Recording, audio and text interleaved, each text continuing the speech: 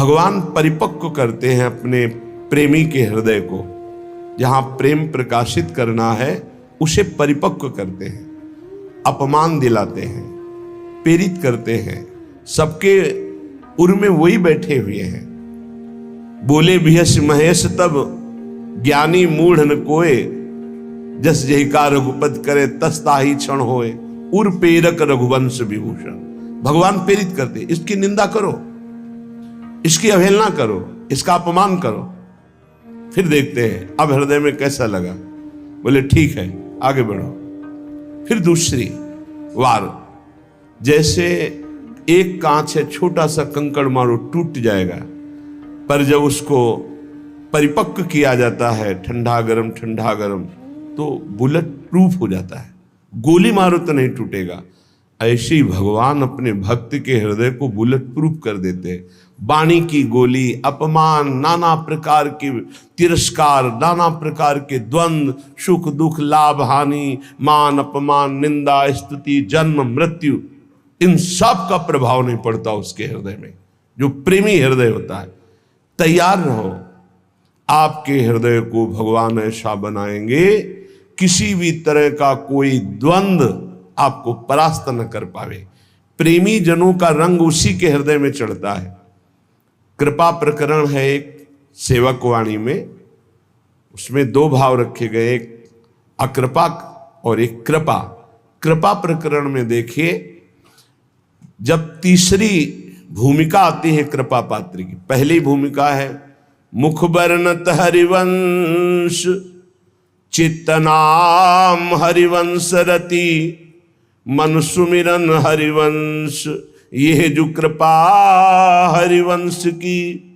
मुख से प्रियालाल के जस का गान, नाम कीर्तन, नाम जपना, और चित्त से आचार्य और आराध्य देव के चरणों में अखंड रति हो जाना, और मन से बार बार उनकी सेवा, उनका सुमिरन, ये सेवा के लिए ही संकल्प उठना, ये पहली कृपा है।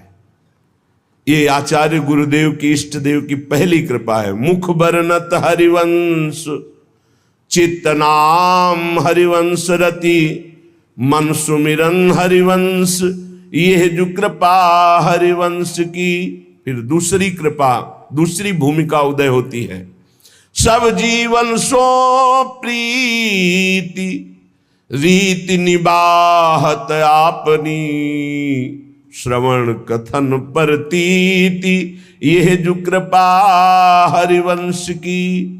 सब चराचर जीव से प्रेम का व्यवहार, क्योंकि मेरे प्रभु ही सबके अंदर बैठे हुए हैं। पर किसी से कोई स्वार्थ की आकांक्षा नहीं, कोई आकांक्षा नहीं, कोई चाह नहीं। सब जीवन सो प्रीति, पर रीति निवाहत अपनी, अपनी रीति क्या है? सब सोहित निष्कामति। कोई किसी से बदले की चाह नहीं, ना द्वेष के बदले की चाह, ना राग के बदले की चाह। वो राग द्वेष से अलग भगवत भाव से सेवा करता हुआ निष्काम। श्रवण कथन परतीति, बस अपनी वाणी जी का गायन, वाणी जी का श्रवण, और विश्वास कि इसी श्रवण कथन से, नाम वाणी से हमें श्यामा श्याम की प्राप्ति हो जाएगी। श्रवण कथन परतीति, परतीत माने विश्वास, यह जो कृपा हरिवंश की। अब तीसरी भूमिका, शत्रु मित्र समझानी,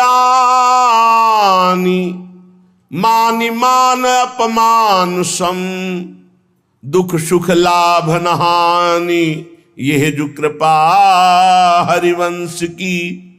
शत्रु और मित्र में समान भाव। क्या भक्त का कोई शत्रु होता है क्या? नहीं, भक्त की तरफ से कोई शत्रुता नहीं होती। पर जो तमोगुणी आंतरिक हृदय वाले होते हैं, उनको भक्त का यश चुभता है। उनको भक्त की जो उन्नति है भागवतिक, वो उनको खाए डालती है। अब वो हर प्रकार से सोचेंगे इसका कैसे पतन करूं, इसका अपयश हो जाए, इसका नाश हो जाए। तो वो शत्रुता का भाव करे, पर आपके हृदय में फर्क नहीं पड़ना चाहिए। ये तीसरी भूमिका हमारे प्रेम रस प्राप्ति की। शत्रु मित्र समझानी, जैसे बड़ाई करने वाला, सम्मान करने वाला, ठीक वैसा ही आपको दिखाई देना चाहिए निंदा करने वाला, अपमान करने वाला। वैसे तो निंदा करने वाला ज्यादा पूज्य है। क्यों? क्योंकि वो हमारे अशुभों का नाश कर रहा है। निंदा करके, अपमान करके हमारे अशुभों का नाश कर रहा है। वो हमारे जो प्रारब्ध भोग हैं उनको काट रहा है। वो कितना कृपालु है। भगवान उसके अंदर प्रेरणा दे करके हमें परिपक्व कर रहे हैं। इसलिए निंदा करने वाला, अपमान करने वाला, तिरस्कार करने वाला हमारे हृदय में पूज्य भाव होना चाहिए। ये प्रेम प्राप्ति के लिए बहुत जरूरी है। शत्रु मित्र और होगा। बड़े बड़े महापुरुषों के जीवन में बड़े बड़े विरोध हुए हैं। अगर विरोध ना हो तो भक्ति में रंग नहीं। जब विरोध आवे तो नाच पड़ो कि भक्ति रंग ला रही है। भगवान विरोध पैदा करवाते हैं। क्यों करवाते हैं? क्योंकि आप उस भूमिका से ऊपर उठे जिससे कोई भी विरोध आपका स्पर्श न कर पावे और आपकी भक्ति अबाध और अखंड बनी रहे।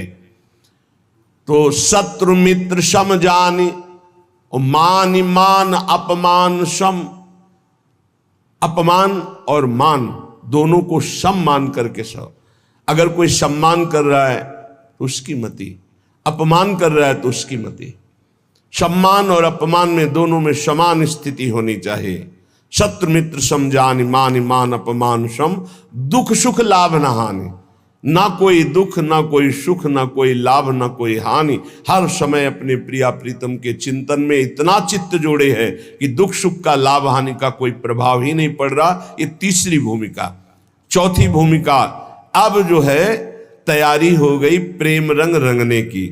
तो भगवान ने ऐसा रंग भेजा, ऐसा रंग रंगने वाला मिला दिया जिससे प्रेम रंग से हृदय रंग जाए। बोले नितैक धर्मिन संग। नित्य उसको प्रेमी जनों का संग मिल गया। बड़ा कठिन है, सही संग मिल जाना बड़ा कठिन है। भगवान की कृपा से मिलता है। नहीं तो मिलावट ऐसी प्रपंच की बनी रहती है कि चित्त निर्विकार होकर प्रभु में लगने के लिए अगर तैयारी भी करे तो भी फिसल कर प्रपंच में फंस जाए। नित इक धर्मिन संग। बहुत संग मिले वो संग नहीं। इष्ट मिले अरु मन मिले, मिले भजन रस रीति। तहां निशंक है मिलिए, तासों कीजे प्रीति। जहां अपना इष्ट मिले, जहां भजन की रस रीति मिले, जहां अपना मन मिले, ऐसा सत्संग मिल जाए तो बहुत जल्दी प्रेम रंग की प्राप्ति होती है। नित एक धर्मिन संग। जब श्री प्रियालाल के प्रेमी जनों का संग मिला तो नित्य नवीन प्रेम का प्रादुर्भाव होने लगा। नितिक धर्मिन संग तो रंग बढ़त नित नित सरस। फिर नित नित प्रेम अभंग। ये जो कृपा हरिवंश की। जहां ये चौथी भूमिका आई तो पांचवी भूमिका में लीला दर्शन होने लगता है। निर्खत नित्य विहार, पुलकित तन रोमावली, आनंद नैन सुधार। यह जो कृपा हरिवंश की। नेत्र खुले हैं बंद। वो प्रिया प्रीतम की रूप माधुरी, लीला माधुरी में डूबा हुआ, आनंद सुप्रवाह करता हुआ एक एक क्षण महाप्रेम में व्यतीत हो रहा है। छिन छिन रुदन करंत, छिन गावत आनंद भरी, छिन छिन हर हसंत। यह जो कृपा हरिवंश की। ये छठवीं भूमिका आई। क्षण क्षण में उसका रोना हो रहा है। क्षण क्षण में वो प्रियालाल के संग विहरण कर रहा है। क्षण क्षण में उनकी लीलाओं का गायन करके डूब रहा है। छिन छिन बिहरत संग, छिन छिन निरखत प्रेम भरी, छिन जस कहता भंग। ये जो कृपा हरिवंश की। सातवीं भूमिका में हर समय प्रिया प्रीतम के साथ रहता है, हर समय। और आठवीं भूमिका जब जागृत होती है तब जो बड़े बड़े ईश्वर कोटि के महापुरुषों के लिए दर्शन पाना दुर्लभ है, उस केली का दर्शन करता है। त्रपित न मानत नैन, कुंजरंध्र अवलोकितन। ये सुख कहत बने न, ये जो कृपा हरिवंश की। निरंतर कुंजरंध्रों में लगकर प्रियालाल की अद्भुत केलिका वो उपासक अवलोकन करता है, जिसके हृदय में प्रेम जागृत हो जाता है। ये 7 भूमिकाएं बहुत सुंदर प्रेम की श्री सेवक जी महाराज ने वर्णन की। तो जो उपासक सहनशील होता है वही इस मार्ग में चलता है। जब प्रशंसा होती है तो सबको अच्छा लगता है, और जब निंदा होती है तो सबको बुरा लगता है। लेकिन प्रेमी को नहीं, प्रशंसा प्रेमी को चुभती है और निंदा उसको मीठी लगती है। ये उल्टा मार्ग है, प्रेम का उल्टा मार्ग है। सम्मान करे तो ऐसे कर लेगा, अपमान करे तो उसके चरणों में प्रणाम करेगा। ये प्रेम का मार्ग उल्टा मार्ग है। सब प्रकार से जो तितिक्षु होता है, सहनशील होता है, उसके हृदय में प्रेम का प्रादुर्भाव। सब सहना है, कुछ नहीं कहना, ये हमारा मार्ग है। सब सहना है, कुछ नहीं कहना।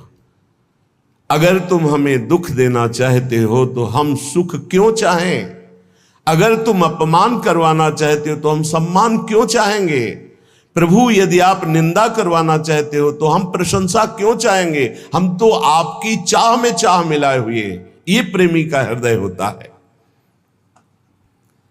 प्रेम बड़ा पवित्र होता है, निर्दोष होता है। छल, कपट, बेईमानी, स्वार्थ, स्वसुखवांछा, ये प्रेम में छू नहीं जाती। जहां प्रेम प्रकाशित होता है वहां छल नहीं होता, कपट नहीं होता, छुपाव नहीं होता, बेईमानी नहीं होती, स्वार्थ नहीं होता। बड़ी दिव्यता होती है, क्योंकि प्रेम दिव्य है तो विशुद्ध जिसके हृदय में जागृत होता है उसे दिव्य कर देता है। अब पार्थिव बुद्धि शरीर रागी वो दिव्य को कैसे जान पाएगी? तभी उसको आश्चर्य होता है, ऐसा कैसे हो सकता है, ऐसा कैसे हो सकता है? अरे सांप का छोटा बच्चा गरुड़ को खा जाएगा। अगर भगवान कृपा दृष्टि से देख ले तो है छोटा सा लघु ब्याल खाए गरुड़, गरुड़ को खा जाए। मस्कई कहें बिरंची अजय मसकते हीन, ब्रह्मा को मच्छर बना दे, मच्छर को ब्रह्मा बना दे, जड़ को चैतन्य, चैतन्य को जड़, कर तुम अकर तुम अन्यथा कर तुम। सर्व समर्थ प्रभु का प्रेम प्रकट हो गया तो दिव्यता। जब दिव्य प्रेम, दिव्य प्रभु की कृपा का प्रभाव होता है तो पार्थिव बुद्धि नहीं समझ पाती। श्री जी की कृपा, लालजू की कृपा, उनकी कृपा का केवल स्वाद। अभी वो कृपा हट जाए तो अभी बोलना की आवाज नहीं निकलेगी।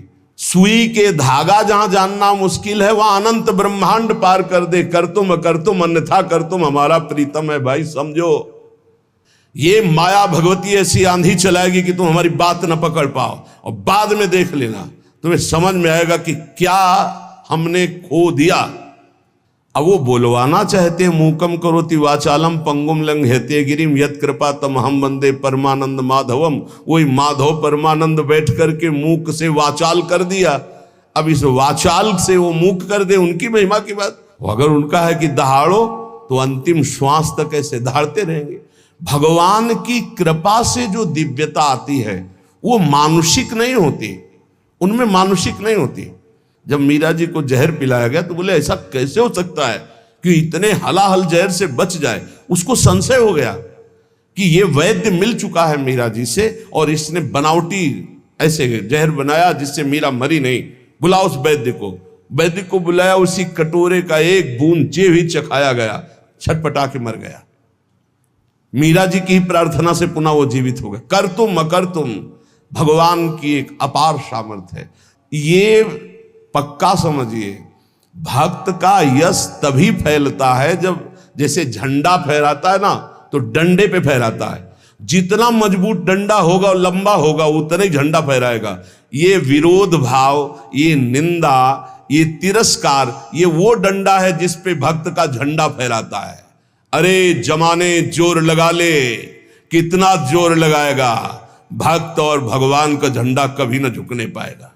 जब भगवान प्रताप प्रकट करते हैं, कौन दो सिर वाला ऐसा पैदा है जो उसका बाल बांका भी कर सके। इसलिए प्रेम मार्ग में चलने पर ना तो भय होनी चाहिए और ना भोग दैन्यता। प्रेम पवित्र होता है, इसमें छल नहीं, कपट नहीं, बेईमानी नहीं, स्वार्थ नहीं। छल कपट बेईमानी जहां बुद्धि में है, जो चश्मा लगा छल कपट बेईमानी का, तो सब जगह लगता है छल कपट का ही राज्य है। हम जैसा चश्मा लगाते हमको वैसे ही दिखाई देने लगता है। लेकिन ये भगवत प्रेम मार्ग है, इस प्रेम मार्ग में अपनी श्रद्धा और विश्वास को श्यामा श्याम के चरणों में और अपने विवेक से संत का संग करना चाहिए। जहां हम बैठे हैं हमको क्या लाभ मिला है, जहां हम जुड़े हैं सुन रहे हैं उसमें हमारी बुद्धि की पवित्रता कितनी हुई है। लाभ देखा जाता है सुमिरन, त्याग, भगवत आकर्षण, ये कितना हमारे अंदर हुआ है। ये हमें देखना है कि हमें जो सत्संग मिल रहा है उससे हमारे भगवत मार्ग कितना पुष्ट हो रहा है, तभी हमारा दृढ़ विश्वास होगा। और जो पुष्ट हो रहा है वो हमारे ऊपर कृपा है श्री जी की, गुरु जी की, आचार्य की, तभी हमारा उत्साह बन पाता है। तो बचना चाहिए अपनी श्रवणेन्द्री के प्रपंच जनित वचन सुनने से, नेत्रेंद्री से दोष दर्शन से, तो हमारा जो हृदय है वो छल कपट बेईमानी आदि दोषों से रहित हो जाए। सच्चे प्रेमी में पाप आचरण नहीं रह जाते। जो सत्य मार्ग के पथिक हैं उनमें पाप आचरण नहीं होते।